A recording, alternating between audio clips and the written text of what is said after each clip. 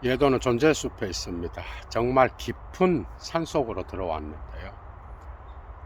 오랜만에 알베르 까미의 세계를 철학적으로 해부하려고 합니다. 재생 목록에 가시면 알베르 까미에 대한 강의가 3개 있어요. 이미 첫 번째가 이방인과 시지프의 신화에서 나타난 부조리의 사유 를 집중적으로 다루었고요. 두 번째가 페스트라는 작품을 다루었어요. 세 번째가 반항하는 인간을 다루었는데, 오늘은 알베르 까미의 문학적이고 철학적인 세계에서 철학적 골자만 꺼내서 뼈대를 여러분들에게 보여드리는 그런 시간을 가지려고 해요. 여러분 재밌겠죠, 그죠? 철학자가 해부하는 알베르 까미의 세계는 도대체 어떤 세계일까 궁금하겠죠, 그죠? 사실 사르트르나 알베르 까미는 문학가 이렇게 이야기할 수도 없고, 철학자 이렇게 이야기하기도 그렇고, 이 프랑스의 문학가들은 대개 물론 문학에서 시를 쓰고 소설 작품을 쓴 작가들도 있지만, 까미나 사르트르는 특히 이 서양 철학을 섭렵하여 문학적 글쓰기를 수행하기 때문에, 특히 철학자들이 글을 읽어도 상당히 많은 어떤 통찰이나 그 다음에 맛있다고 하나 그런 느낌을 받을 수가 있어요. 독일 철학을 하다가 프랑스 철학자들의 글을 읽으면 맛있다는 느낌이 들거든요, 여러분. 요리를 그만큼 잘한다는 이야기겠죠, 그죠?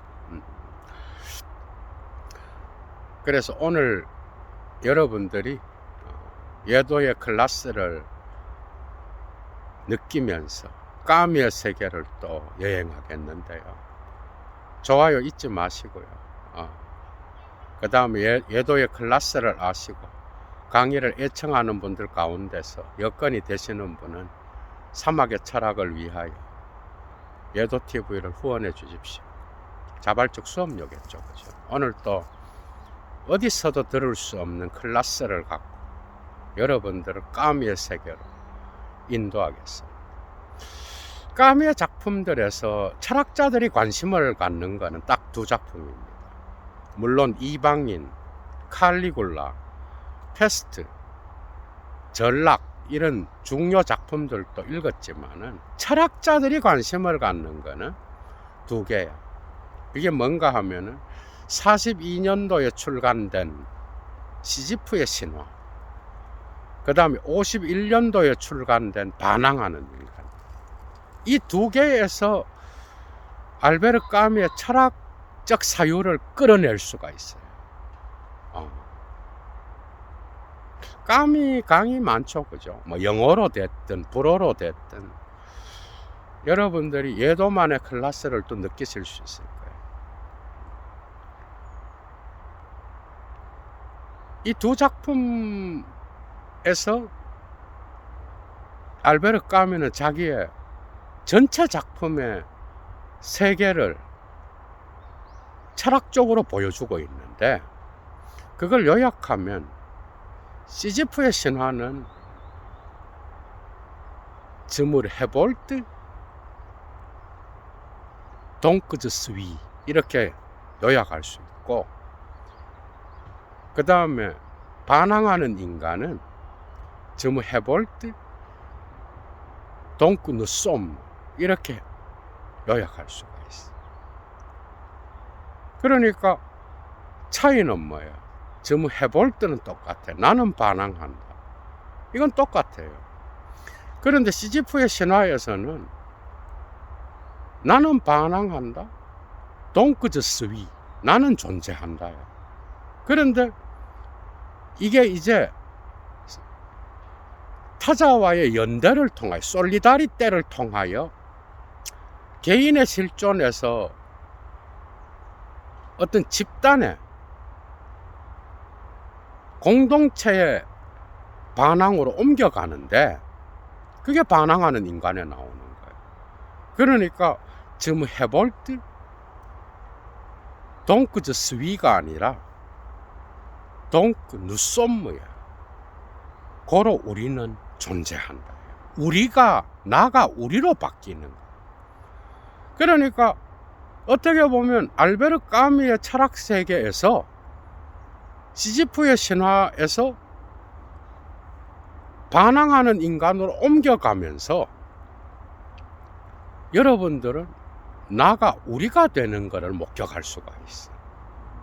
예도가 이걸 보면서 이제 강의의 통찰을 얻었어요. 이거 완전히 다른 거거든.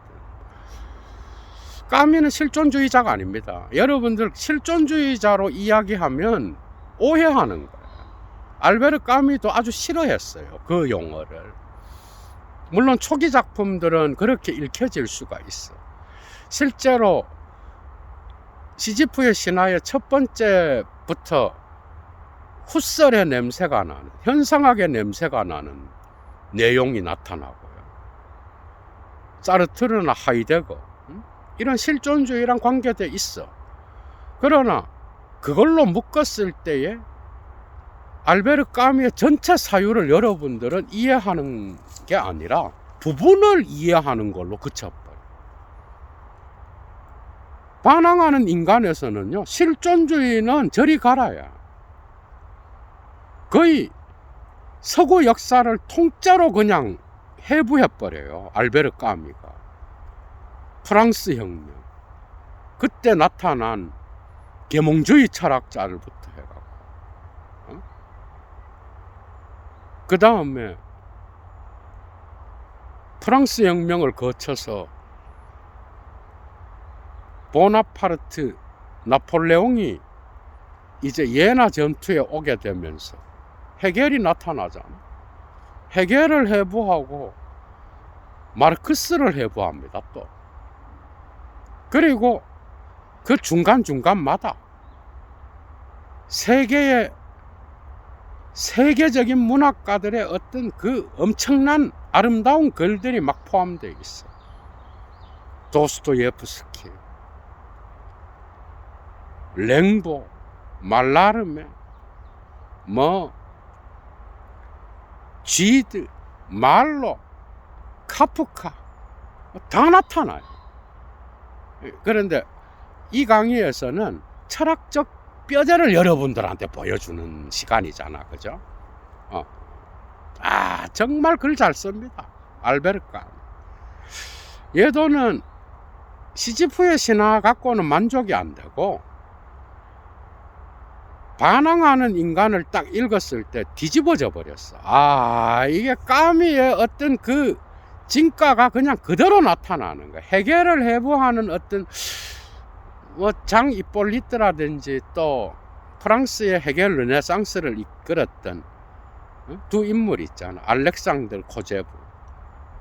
이 두 사람에 대한 헤겔 르네상스 프랑스에서의 그 강의는 예도의 포스트 모더니즘이란 무엇인가 7번째인가 8번째, 6번째 거기 찾아보시면 있을 거예요. 강의 들으신 분들도 있을 거예요. 그걸 토대로 해서 자기 방식대로 분석하는데 탁월함, 반항이라는 개념이 있죠. 어떻게 보면 사르트르의 철학은 두 단어로 요약할 수 있어. 라프 쉬어드, 그러니까 부조리한 것. 그리고 또 하나는 라 헤볼트, 반항. 이 두 개로 요약될 수 있어요. 실존주의는 조금 뭔가 부분을 이야기하는 거고, 까미만의 사유의 핵심의 단어는 부조리와 반항이에요. 그런데 이 반항의 적용이 개인의 실존에서 사회적 공동체로 옮겨져. 시지프의 신화는 개인의 실존으로 머무르고, 반항하는 인간은 이제 타자와의 솔리다리테를 이야기하기 시작해. 그 반항에 대한 개념이 확장된다고 볼 수가 있어, 철학적으로. 그래서 여러분들이 시지프의 신화만 읽어갖고는 알베르 까뮈의 철학적 세계를 이해할 수가 없어. 그 상당히 부분적인 거예요. 두 개 다 반항을 이야기해요.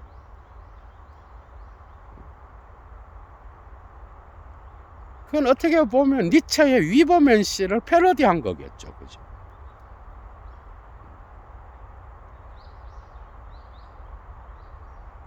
근데 이 위버맨시가 뒤쪽으로 가면서 반항하는 인간에서는 더욱더 강력한 사회적 연대로 나타나. 근데 그 연대 안에서 반항하는 나가 타자와의 연대 안에서 어떻게 이 부조리한 세계를 살아갈 수 있을까라고. 부조리가 뭐야, 여러분? 부조리는 철학적으로 볼 때는 다른 게 아니라 허무주의로부터 나타나는 거예요. 그러니까 프랑스 혁명이라든지 그거와 더불어서 니체의 신죽음은 프랑스 혁명에 의하여 증명돼 버리잖아, 그죠? 서구 사회에서. 그러니까 절대적 허무주의, 신이 죽은 이후에, 그리고 도스토예프스키의 그 이반 까라마조프의 명제, 신이 없다면 모든 것이 허용된다라고 하는 그런 명제들. 그래서 지금까지 있어 왔던 모든 가치가 다 붕괴돼 버렸어. 그래서 그냥 현대 인간들은 그래도 신없는 세계에서 존재 의미를 부여하려고 하는데 이 세계는 거기에 호응하지 않아. 이 세계는 침묵하기만 해. 존재 의미는 인간이 집어넣는 거죠, 그죠? 그러니까 이성을 가진 인간은 끊임없이 의미를 부여하려고 하는데 이 세계는 결코 그 의미를 담아내지 않아. 침묵하고. 그리고 이 세계는 그렇게 만만하게 돌아가지 않아. 마치 배반을 당한 것 같은 그런 느낌만을 주는 거야. 그러니까 세계는 뭐예요? 의미가 아니라 무의미한 세계인 거예요. 그래서 중요한 게 뭐예요? 시지프의 신화에서 골자가 되는 게, 그렇다면 절대적 허무주의 안에서 이게 이제 니체가 중요한 거야. 여기서도. 예, 여러분들. 그러니까 절대적 허무주의를 겪으면서 그러면 거기에 굴복하여 자살할 것인가? 자살이 주제가 돼. 시지프의 신화는. 그런데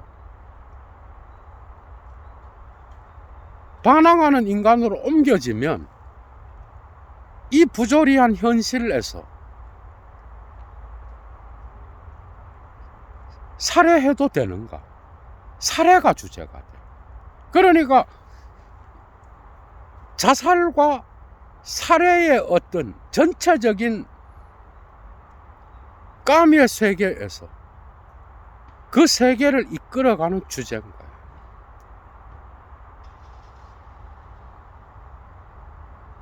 그 허무주의를 만난 인간은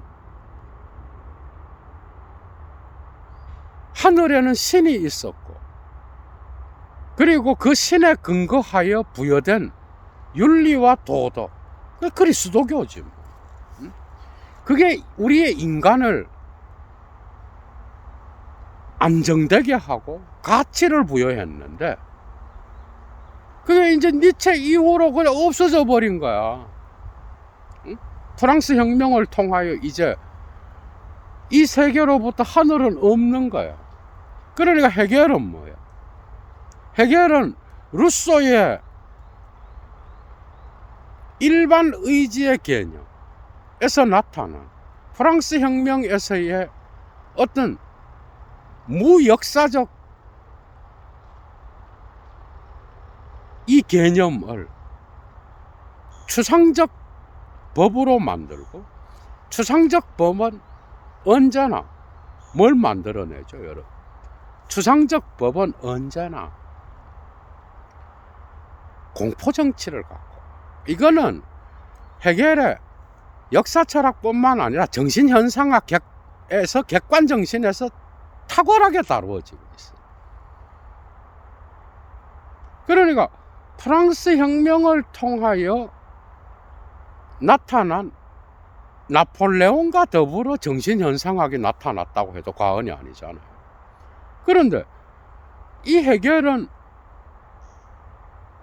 추상적 법이 공포정치를 만든다면 그거 안 된다는 거잖아.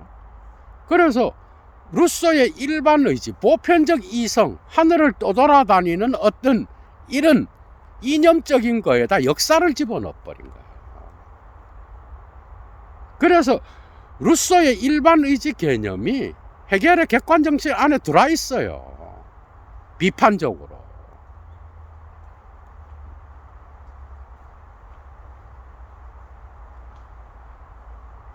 그렇게 되면서 이제 이 세계는 헤겔과 더불어서 만인에 대한 만인의 홉스의 그 투쟁 개념이 어떻게 보면 정당화되는 거예요.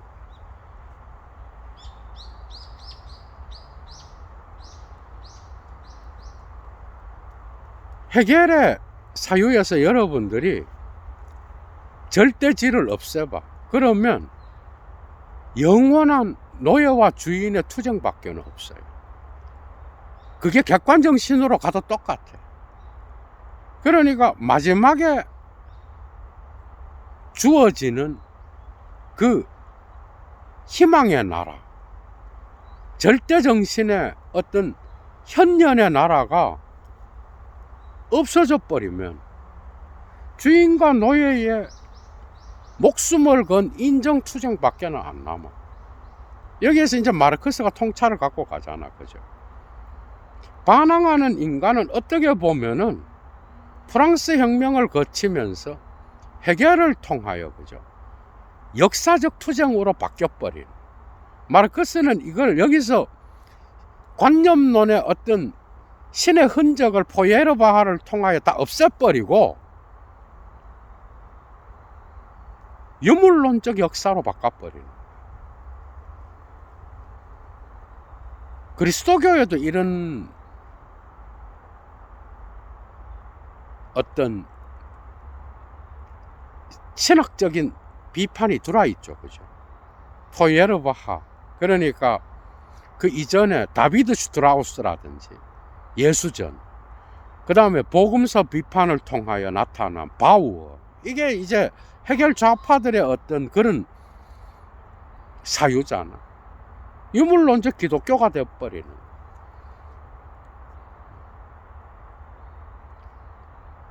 여기에서 이런 투쟁에서 이 모든 것을 다 거친 서구 사회에서, 그죠? 알베르 까미가 21세기 중반에 이 반항하는 인간을 쓰잖아요. 그죠? 그러니까 그 전에 썼다고 해도 출간은 그때 되니까 그 시점에서 모든 걸 다 경험한 현대인, 그리고 그때는 또 냉전 시대였잖아. 마르크스주의는 도그마화되어서 인민들의 해방을 주장하지만 반대로 나가는, 오히려 타자들을 죽이는 그런 상황에 있었고, 1, 2차 세계대전을 겪으면서 서구 사회는 그 신죽음에 대한 어떤 이런 것을 넘어서 만인에 대한 만인의 투쟁을, 그죠? 목격하게 된 거잖아요. 그럼 이런 현실 속에서 내가 타자를 살해해도 되는지, 아니면 타자의 살해에 동의해도 되는지에 대한 질문이 중요하게 됐어. 오늘날 우리도 그래요. 여기서 알베르 까미가 말하는 거는 그 이전의 주제는 개인의 실존의 부조리에서 자살이 허용되는가 였다면, 시지프의 신화에서 반항하는 인간에서는 내가 타자의 살해를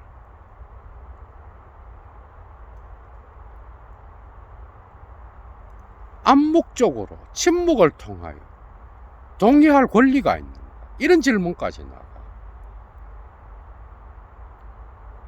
그래서 반항은 이 살해에 대한 거죠. 타자와 나 자신의 살해, 그 자살이지 뭐. 타자에 대한 살해로까지 나가면서 그걸 거부하는 쪽으로. 이런 알베르 까미의 철학 안에, 이 부조리한 개념 안에는 독특한 윤리가 숨어 있어. 윤리 너머의 윤리가 숨어 있어. 그래서 반항이라는, 라 레볼트라는 이 개념을 시지프의 신화에서 보다 더 마치 헤겔 변증법을 연상시키는 방식으로 반항하는 인간의 첫 번째 부분에서 나타나는데 정말 재미있어요.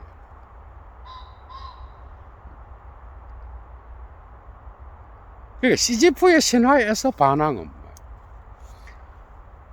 자살을 하는 거는 결코 부조리한 현실에 명증한 의식으로서 다시 태어나는 게 반항이잖아, 그죠? 어느 순간에 이것도 해결하고도 연결이 돼요. 인정투쟁에서 주인과 노예의 변증법에서 자기 의식에서 이게 나타나잖아, 그죠? 그런데 서로 투쟁하는 가운데에서 각자 다른 방식으로 이 인정투쟁에서 의식이 생겨. 그게 자기 의식이야. 거기로부터 비로소 인간은 다시 태어나는 거야. 이 락강이 괜히 갖고 갔겠어? 여기서 이제 아주 중요한 거죠, 이게. 이 욕망투쟁이잖아, 그죠?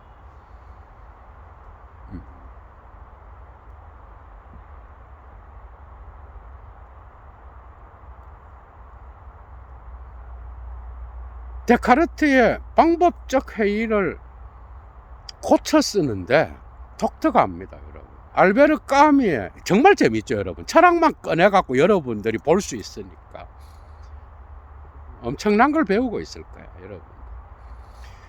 그러니까 데카르트의 방법적 회의에서 도출된 코기토 에르고 숨은 알베르 까미한테서는 어떻게 적용되는가 하면은, 나는 어떤 것도, 이 세계의 어떤 가치도 믿지 않는다. 이 세계는 부조리하다. 어떤 의미도 나의 명증한 의식과 조화를 이루지 않는다. 그 명증한 건 뭐냐? 부조리한 현실이라. 무의미하다는 거예요. 그럼 여기서 어떻게 해야 되나? 종교로 돌아갈까?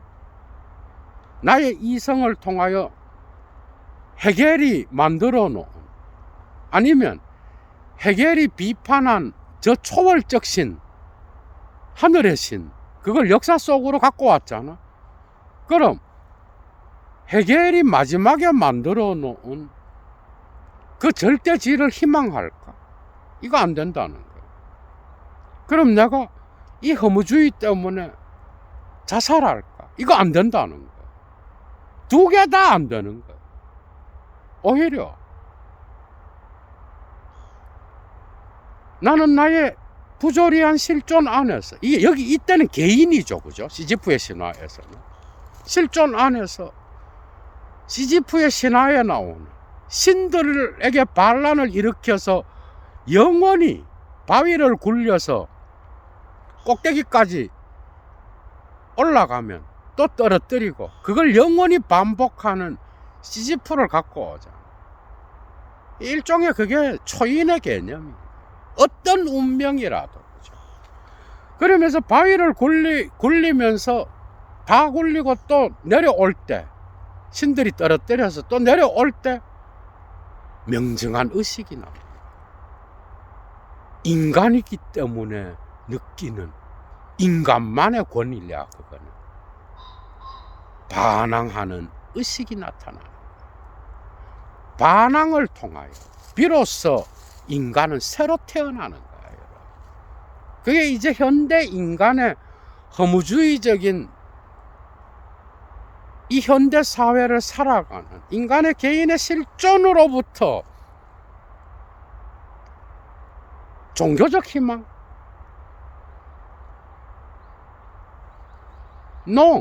아니라는 거예요.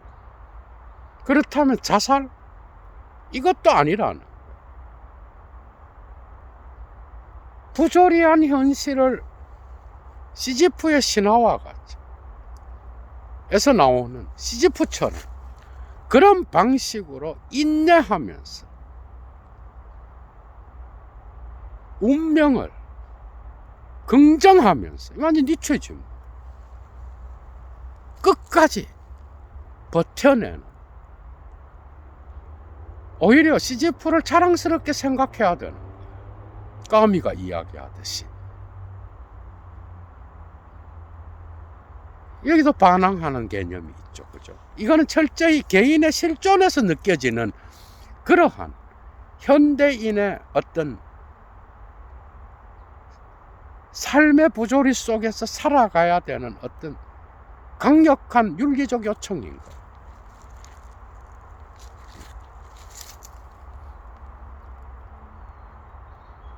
이게 이제 반항하는 인간으로 가면 독특하게 해결을 갖고 마치 해결의 어떤 변증법을 연상시켜요.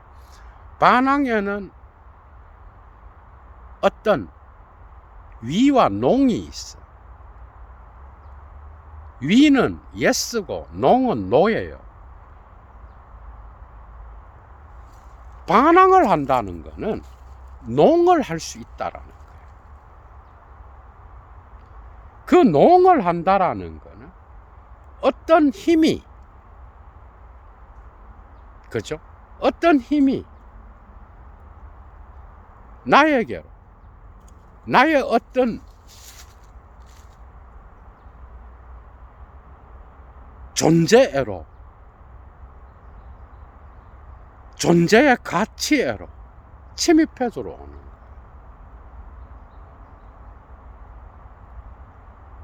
그때에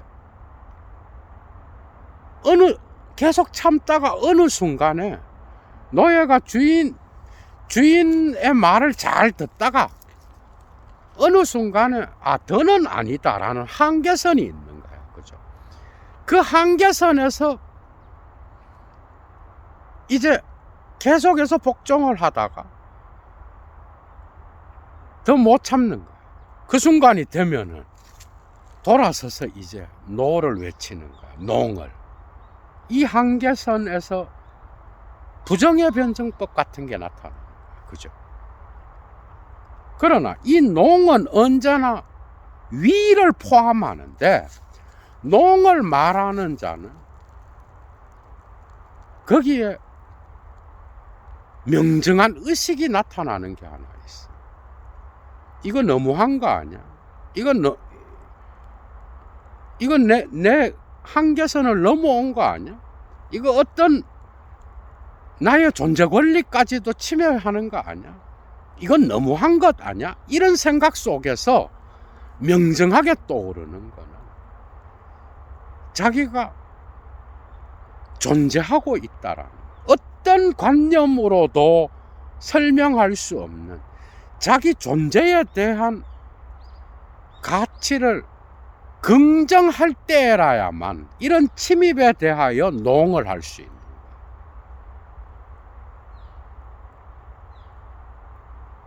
이게 반항하는 인간의 해결 변증법을 영상시키는 위와 농의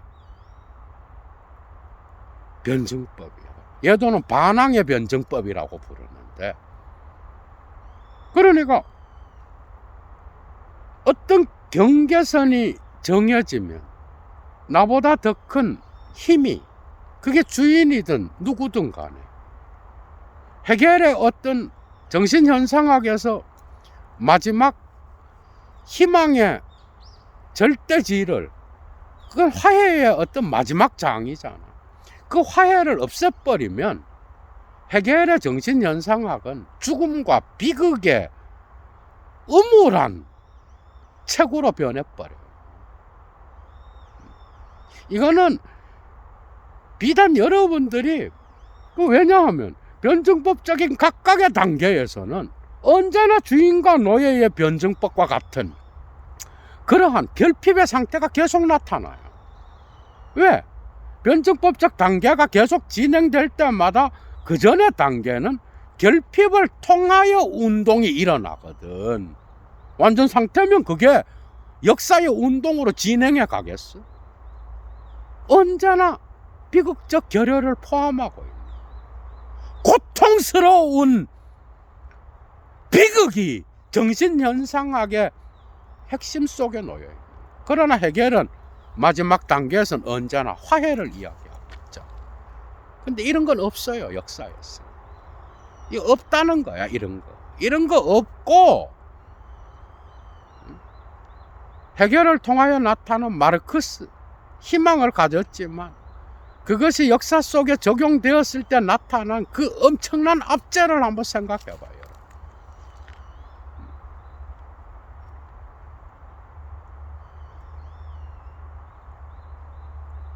그러니까 반항하는 인간은 더 큰 힘에 대하여 그 힘이 나를 지배하려고 할 때, 침해했을 때, 거기에 대하여 노응을 할 수 있어야 돼. 그러나 그의 마음속에는 반항하는 의식이 있는 거야. 이것만이 방법적 회의에서 명정한 의식인 거야. 알베르 까미한테서는. 데카르트의 방법적 회의가 까미에게 적용되면 거기에서는 내가 너에게 더 큰 힘에게 농을 말할 수 있다는 건 나 자신에 대한 존재를 긍정하는 어떤 것이 있어야 돼.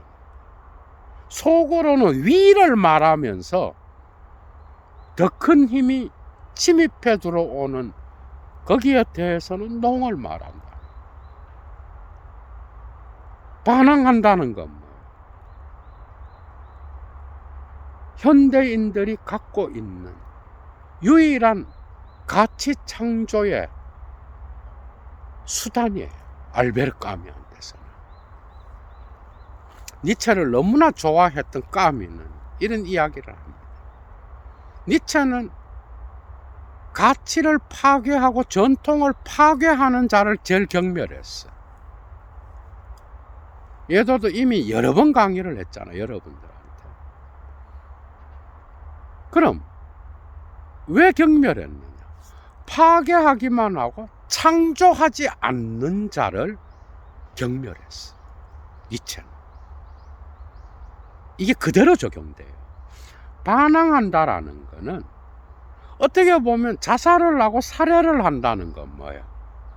타자를 살해하고 자기 생명을 스스로 빼앗는 거는 두 개 다가 파괴하기만 하고 창조하지 않는 거예요. 그러니까 부정적 허무주의에 머무르는 자의 행위가 바로 자살과 살해예요. 그러니까 엄청난 윤리가 들어있어요. 알베르 까미의 나는 반항한다, 고로 나는 존재한다. 나는 반항한다.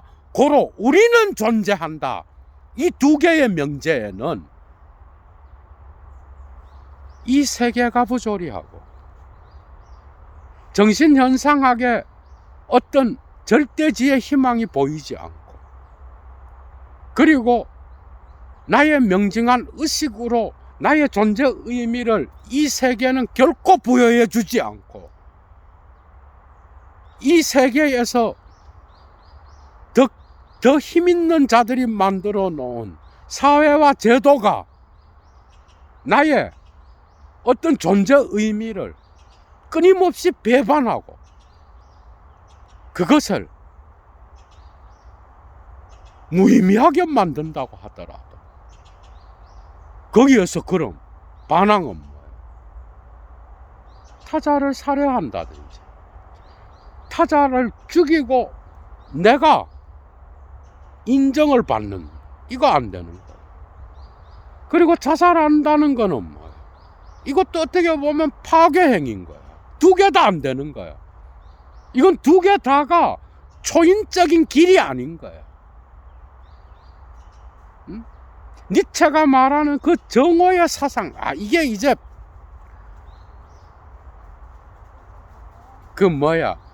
반항하는 인간의 거의 마지막에 정오의 사상이란 제목으로 따로 따서 자기 방식대로 이야기하는데, 까미가 두 개 다 아닌 거야.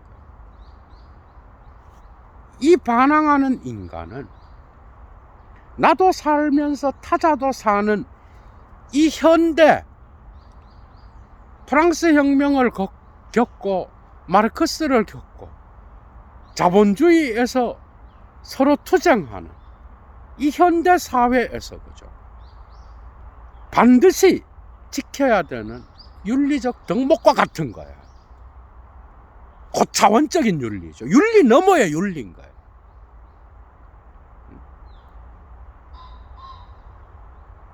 사실 레비나스나 까미나 사르트르나 미셸 푸코나 락강이나 데리다나 르케르나 다 자기 방식대로 이 포스트 모더니즘의 어떤 철학을 운용해 왔던 이 모든 프랑스 철학자들은 자기들만의 윤리가 숨어 있어요.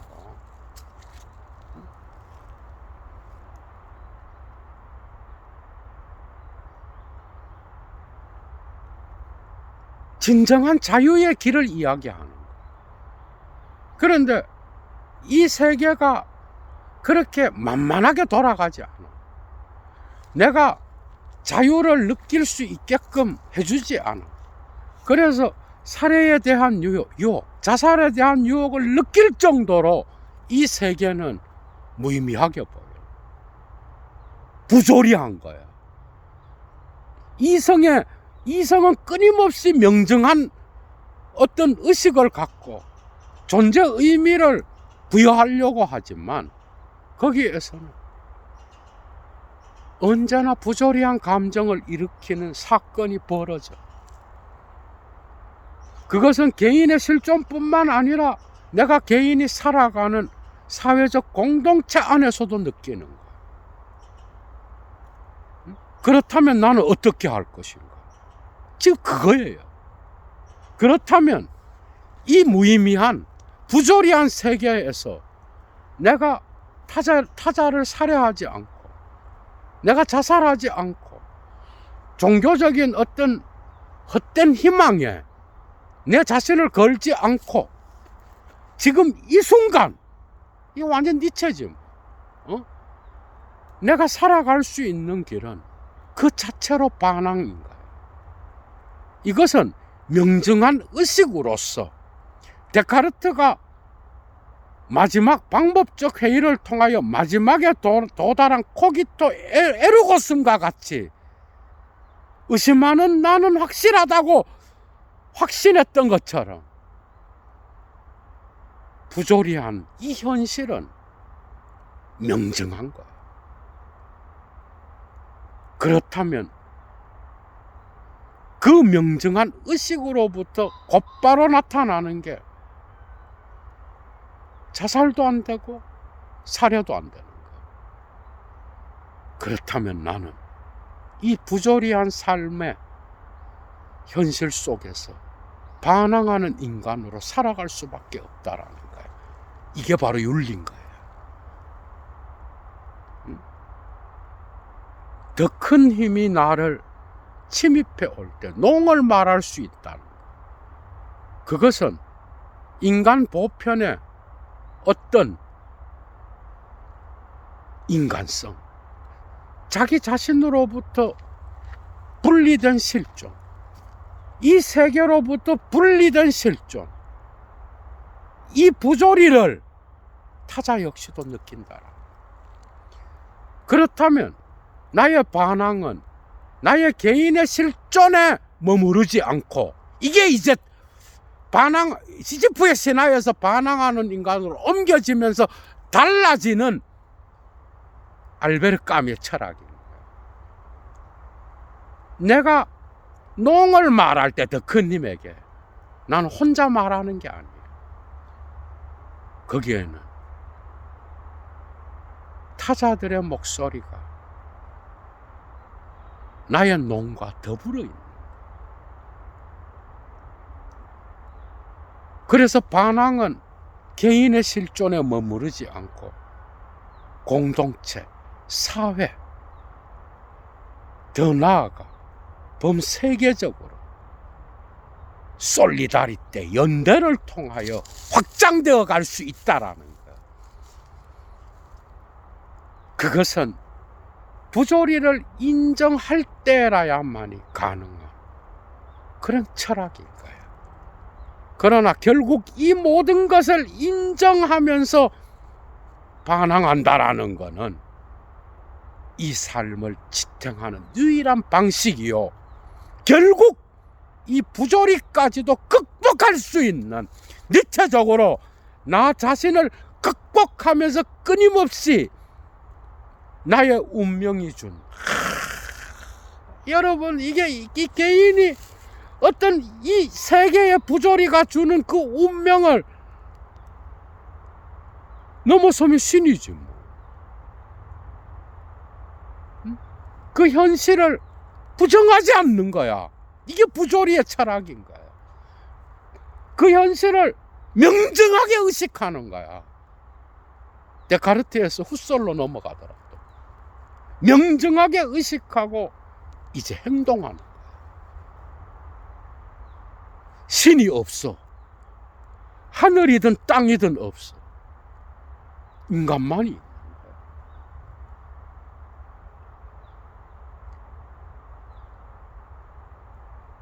19세기 러시아의 그 아나키즘, 이 이제 마르크스주의와 합체잖아, 그죠? 뭐 바쿠닌이라든지, 네차예프라든지, 엄청나게 많은 어떤 그 무시무시한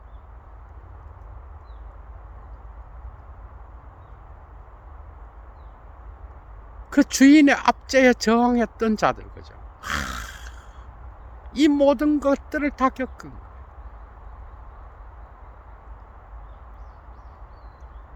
반항하지 않고 살아갈 수 없는 힘이 있는 거야, 이 세계에. 반항만이 유일한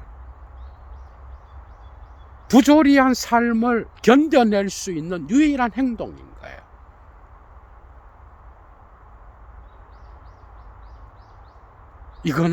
이것은 또한 타자와의 연대를 통하여 새로운 윤리로 거듭날 수 있는, 신없는 세계에서 살아갈 수 있는 윤리가 바로 나는 반항한다, 고로 우리는 존재. 부조리한 힘에 맞서서 자살도 하지 않고 타자도 죽이지 않으면서, 살해를 허용하지 않고 자살을 허용하지 않으면서 이 부조리한 역사의 현실을 살아갈 수 있는 유일한 탈출구인가요? 이런 것들을 우리는 알베르 까미로부터 배울 수 있는, 만만치 않죠, 그죠? 오늘날 자본주의 사회에서 또 만만치가 않아.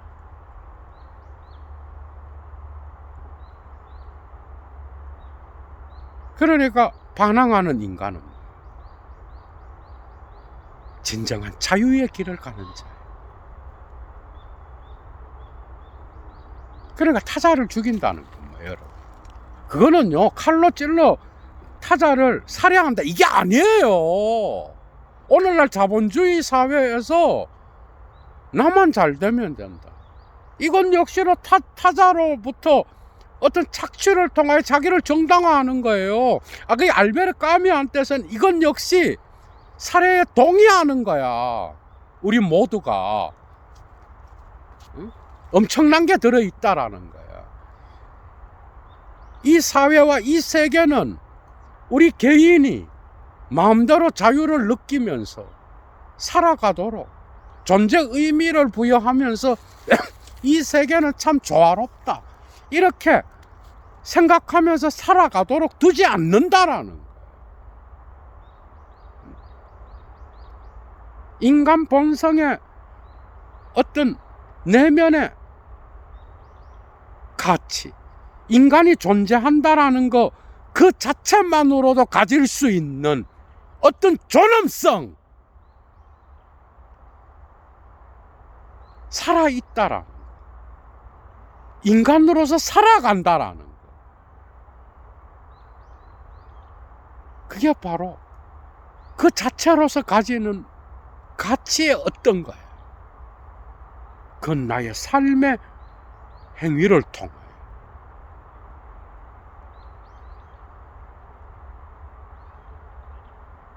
타자를 이롭게 한다라는 거예요. 어떻게 보면 이 경쟁사회에서 헤겔이 말한 것처럼 나의 목숨을 걸고 투쟁해야 하는 거잖아요, 그죠? 반항에서 극단화되었을 때 이게 아니면 죽음을 달라는 거, 이런 싸움이거든요. 그래서 전체가 아니면 무다, 이 변증법도 반항하는 인간의 위와 농의 변증법에 나타나고 있어요. 헤겔의 어떤 이런 통찰이 있는 거예요.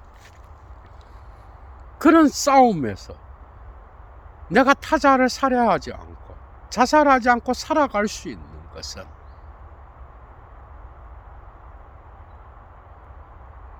어떤 부조리한 힘에 대하여 저항하는 거야, 그죠?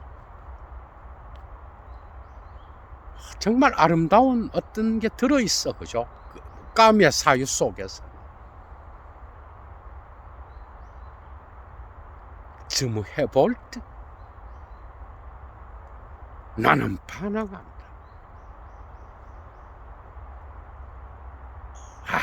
여러분,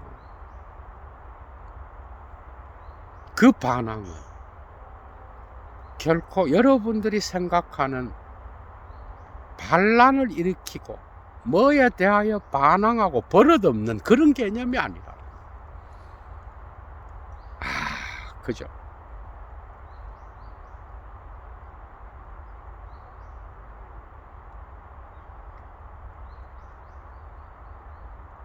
동끈 쏨, 이런 부조리한 힘에 대하여 내가 반항할 때 비로소 우리의 공동체와 연대되면서 우리는 이 세계를 살아갈 수 있는 힘을 함께 얻을 수 있다라는 거예요. 극단화된 마르크스주의에 동의하지 않고 자본주의에 성공한 자들의, 힘 있는 자의 어떤 논리에 영합하지 않으면서, 다시 말하면 어떤 긴장의 길을 가는 거예요. 참 독특한 철학이죠, 여러분. 이런 게 숨어 있어요, 여러분. 알베르 까미의 사유 속에서. 여러분들 깊이 있게 이 강의를 통하여 뭔가 보이는 게 있죠, 그죠? 까미가 새로 보이죠. 읽으시면 니체의 위버멘슈에서 나타나는 정오의 햇빛이 여러분들의 삶을 희미하게나마 비추어 줄 겁니다. 예도 강의 마칩니다. 할 얘기는 많은데 그래도 많은 부분들을 여러분들이 소화하셨으리라고 생각합니다. 건강한 저녁 보내시고요. 어디에 계시든 행복하시기 바랍니다. 얘도 물러갑니다. 추스.